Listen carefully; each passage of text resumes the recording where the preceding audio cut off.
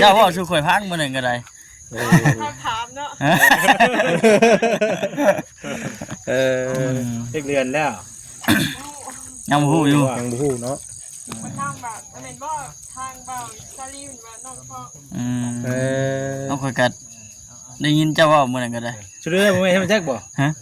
แม่นบ่ตุ๊กข้าวจักแล้วก็อยู่เฮ้ยบ่แม่นฉันน่ะถามตุ๊กว่าอันป้าแล้วก็ท้องว่าประมาณ2เดือนปลายว่าซั่นน่ะบ่อยู่กันซื่อจักเอ้ยเนาะหากจะไปตรวจเหรอบ่ตรวจแล้วก็ชองคิดแต่แล้วแม่นเหรอว่ามื้อนั้นก็บอกคักแน่ว่าน้องไล่อยากได้อยู่ซั่น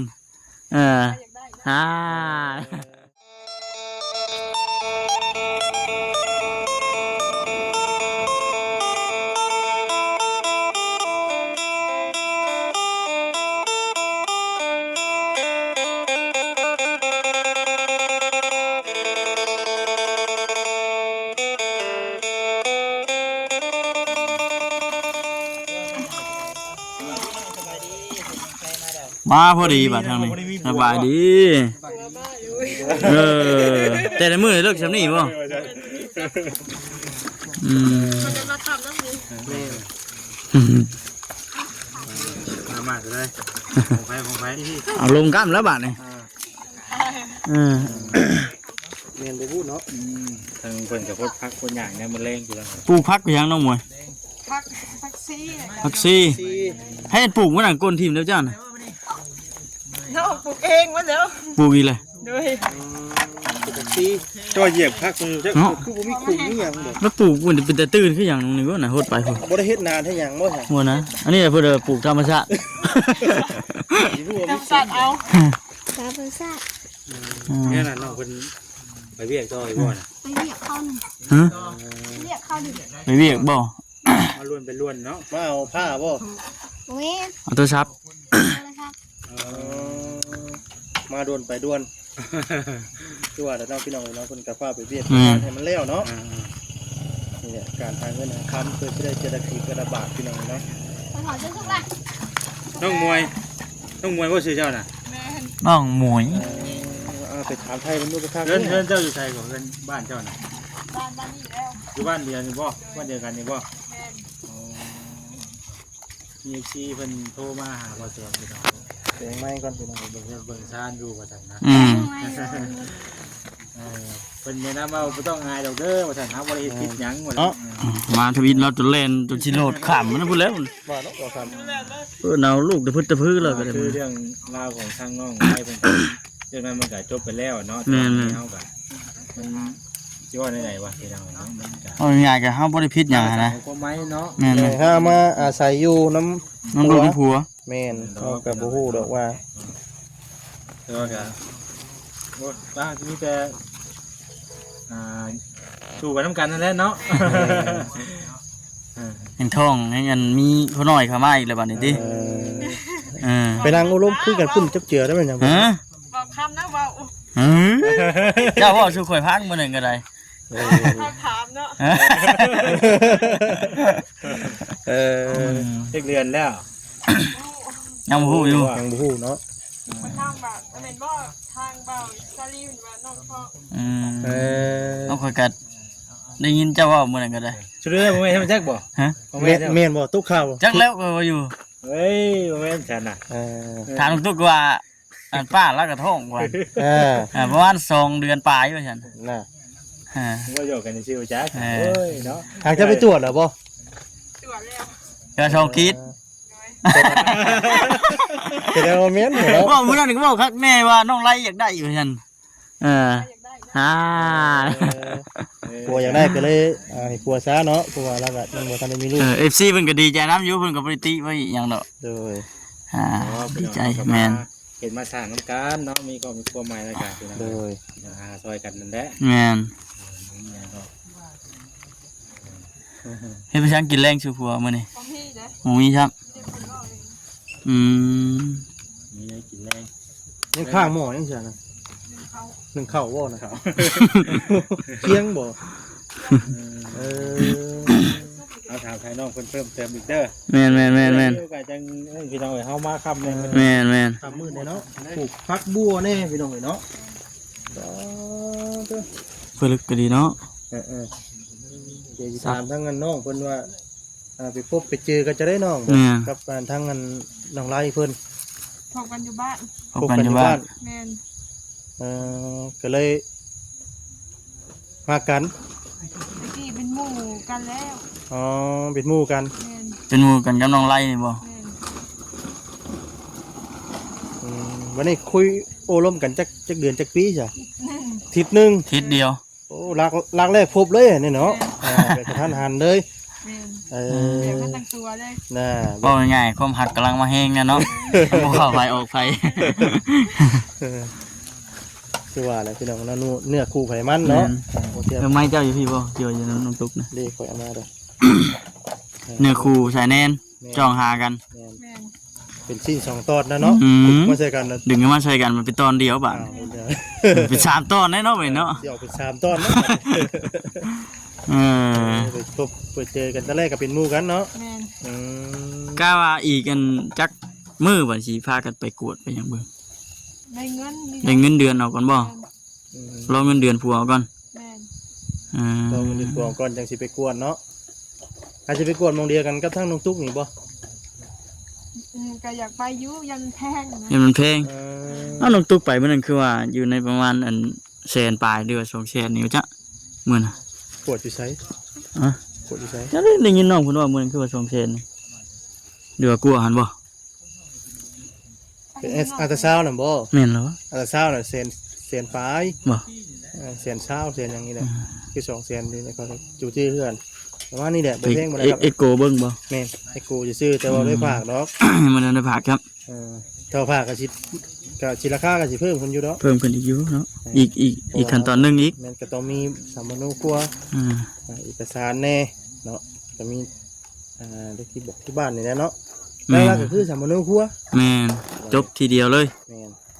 น้องมวยมีเบิดอยู่หรอวะ มีอยู่ น้องตุกนี่คือ FC ฮู้อะไรพี่น้องเรากันเนาะตั้งแต่ได้มาแล้ว เดินทางเราคนก็ยังขึ้นอยู่กับคุณเนาะ แม่น เดินบักเงี้ยวบ่ หากได้ยินทั้งน้องเพิ่นว่าอยู่เหมือนคือว่ากำลังเล่นเรื่องอยู่ซั่น แต่เล่นเป็นญาติคนนะ บ่เรื่องว่ายังง่ายเลยเนาะขนาดว่ายังง่ายสิยัง ต้องเล่นเนาะ จะพันเลย7,000บ่ เล่น7,000ผู้ โอ้ยก็ดีก็อยู่ ว่าหลายล้านเติบเลย 4ล้านปลาย เนาะทางนอกเพิ่นก็เป็นแพเนาะน้ำฮ้อนถึกบ่ แม่น ถึกแต่จะควบน่ะ แต่ยืน แต่8เดือน เออ ทางเดียวที่สิหายก็คือผ่าตัดเท่านั้น แม่น เคยไปหาหมอบ่ บ่เคย ตั้งแต่แรกได้เหรอเนาะตั้งแต่เพิ่นถึกน้ำร้อนลวกตั้งแต่มื้อแรกเนี่ยบ่ได้ไปหาหมอหาหยังบ่ ไปหาหมอเป่าผิดไข้ หมอครับหมอเป่าพิษภัย แม่น แต่มันเย็นแค่เนาะ แม่น อ๋อ เพิ่นอยู่ยากเนาะ บ่ แล้วเพิ่นอยู่ยากที่เพิ่นให้ หมอลวกดิเนาะ แม่นหั่นแหละลูกตั้งแต่8เดือนพุ่นฟ้ามันบ่บัดปะโทบ่เนาะ โดย บัดมันง่ายแล้วเด็กน้อยผู้ใหญ่เฮายังยังเติบหนึงเด้อพี่น้องเอ้ยบ่ได้ไปคุมกิโลน้ำน้ำตกบ่มื้อนี้ พ่อ เอ้า ก็มีนะ ฮะ ถ้าน้องตุ๊กไปเบิ่งก้อนมีก็ไป เอ้าแล้วคือได้ยินแล้วว่าไปคุมกิโล คือกันได้เนาะ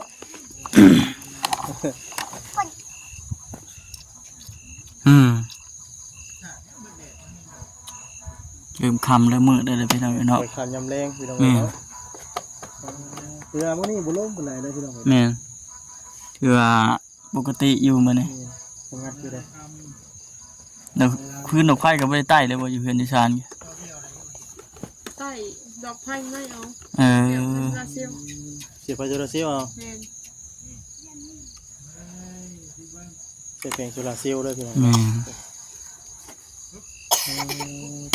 น้ำตุกเราได้อันแนวกินแรงสู่ผัวเรากินได้ไดผัวกิโลซั่นเฮ็ดจังได๋น้องหมวยสิสู่กินสู่ผัวกิน ไปซื้อเอา ชื่อเอาบ่ ให้หรอกเนาะอยู่นํกันเพราะที่แหละเนาะ แม่ ทุก น คนก็ได้อยู่น้ำป้าเพราะมีหมู่ออมๆมี เออ จักเป็นหมู่ทั้ง ทั้งเป็นหมู่ทั้งป้าบ่ แม่น เป็นโซม ไม่ใช่ก็เป็นเชี่ยวก็ดีเกี่ยวเป็นเชี่ยวป้าได้ไหมเนาะ ใครหรอกบัดนี้คำว่าไล่ลูกน้อยก็พอได้อุ้มมาเล่นน้ำกัน ได้ประสบการณ์ไปน้ำทางผู้เป็นป้าก็บอกสอนน้ำกัน แล้วก็ใส่ผู้เป็นป้าเนี่ยนะผู้เป็นได้มีอันประสบการณ์มาก่อนแม่น จ้าพี่น้องเอ้ย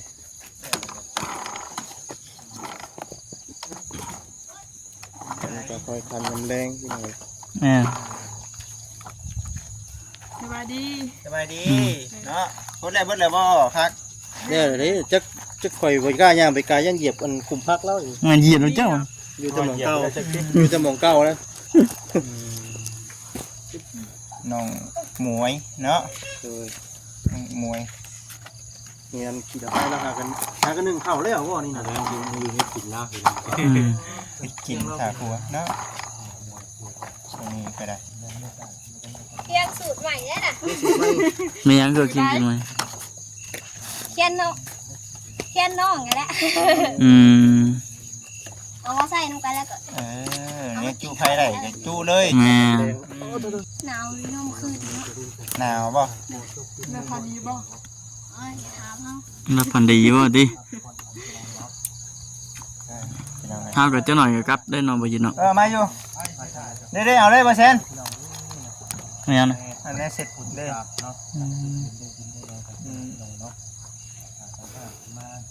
นี่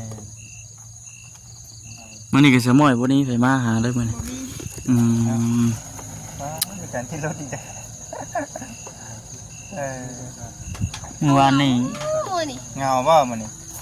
เมื่อวานนี่ก็บ่คํมารอบค่ำนี่แหละเมื่อวานนี่ก็เลย รอบ พี่น้อง ค่ำ เนาะแม่นน้องตุ๊กเพิ่นโทรมามีของต้อนว่าซั่นก็เลยแล่นตาสีกตะลานมาอ่า มาแล้วเอาน้ำไม้ว่าซั่นแล้วก็เมื่อแล้วก็แกงเด้อเด้น้องตุ๊กเอ้ยโอ้คักปัญญังว่าซั่น ทางเมื่อกี้ทางเนี้ยทุกคนหลายอย่างนะ หืม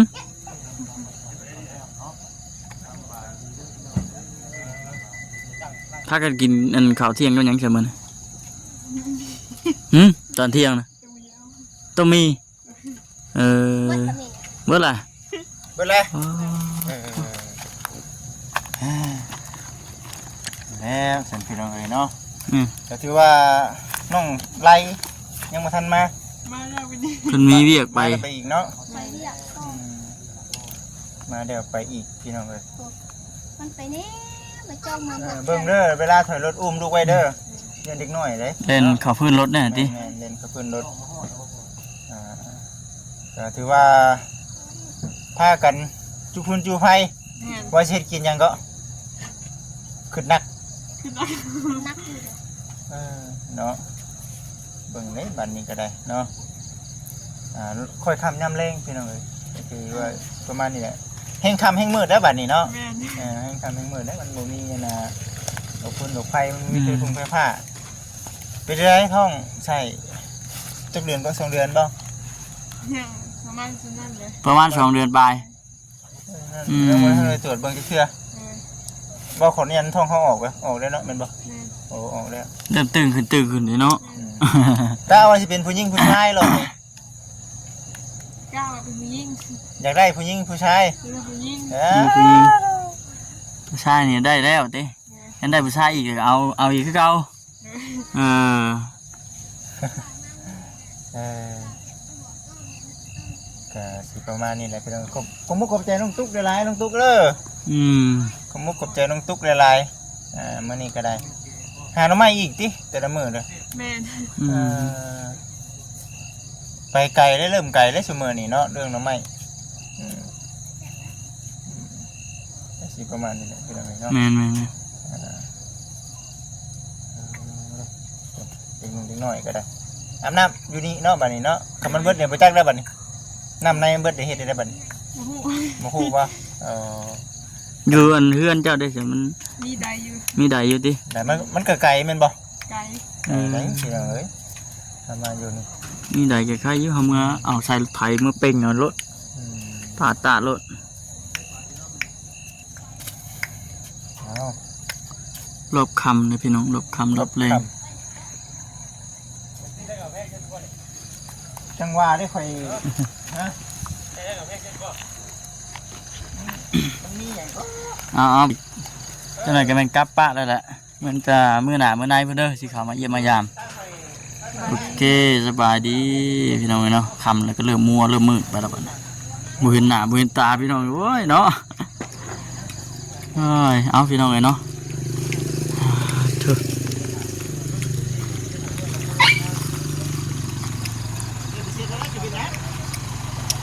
มึงยังน่ะเปิดเถอะ เราทำไปตรงนี้เลยเนาะ เช็ดกับเมื่อกี่ฝุ่นติดคือเก่าแล้วให้มันลื่นบ่ มันลื่นที่ ลื่นปื๊ดเลยเออ ต้นมันดูฝืดมันบ่ไหลที่นะ เออ ถ้ามันต้นมันบ่ไหลก็จะเด็ด เอาจัดพี่น้องเนาะแล้วก็สิจบคลิปก่อนบัดที่นี่นั่นไหนก็ขอบคุณขอบคุณหลายๆเด้อทางผู้ใหญ่พี่น้องพี่